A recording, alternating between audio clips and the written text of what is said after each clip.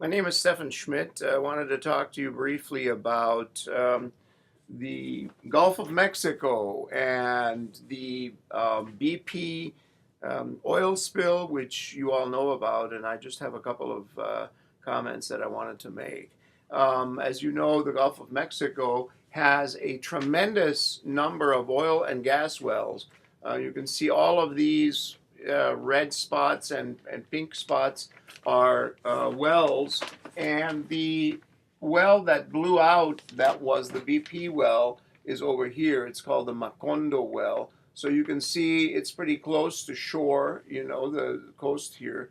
And you can see that there are lots and lots and lots of other wells. It is by no means the deepest well. Over here on this side, we have a table that shows you offshore wells. The Macondo well was only this deep. The deepest well is all the way down here. It's called the Tiber well, and the Tiber well is 35,000 feet deep. It's right here in the Gulf. So deep well drilling is a very serious problem, and when you start doing that, you should be prepared. So let me comment on it this way. If we had required BP and the other oil companies to put two blowout preventers on their wells. Blowout preventers are a device at the bottom of the well that if suddenly there is an accident, they cut off the oil coming to the surface and coming out of the well, in the actual bottom of underneath the Gulf of Mexico. If we had asked the companies to have double preventers, with backup, I think the disaster of the BP blowout could have been prevented, because then if we required that, the BP blowout preventer failed to perform properly and did not cut off the flow of oil from the well. But if there had been a second one, that might have worked and cut off the oil. The European countries that have deep water offshore wells, this is Norway and Great Britain, the United Kingdom, and others, require backup.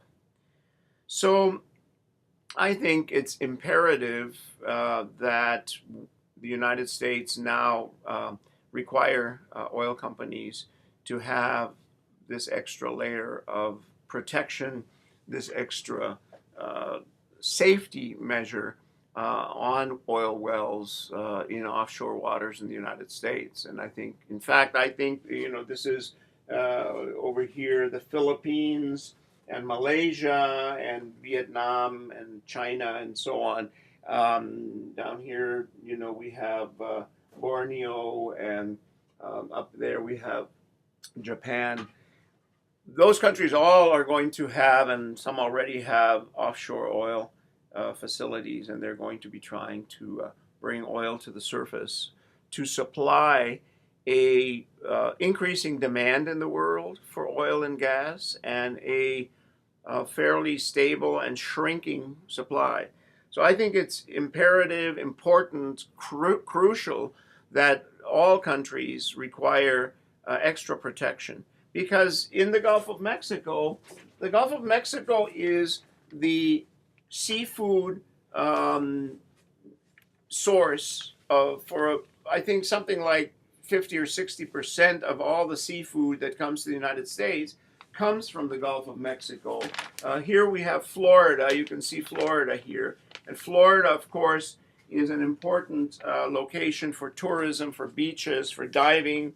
There are reefs, and all of that is an enormous economic activity. So it's imperative to protect it. We have to do it.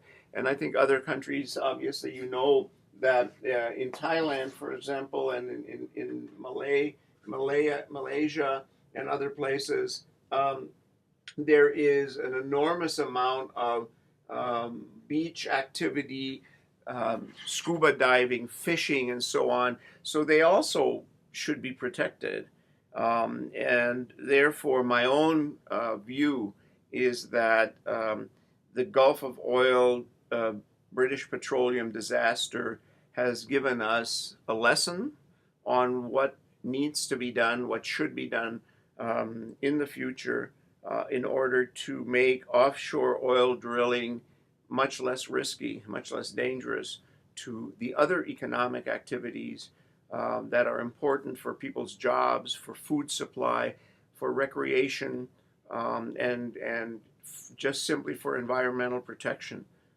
We don't realize how important nature is for human beings. This morning I just heard a report about a sponge that lives on reefs in the Caribbean, and they've discovered that this sponge produces a material that it shoots out that defends it against attackers.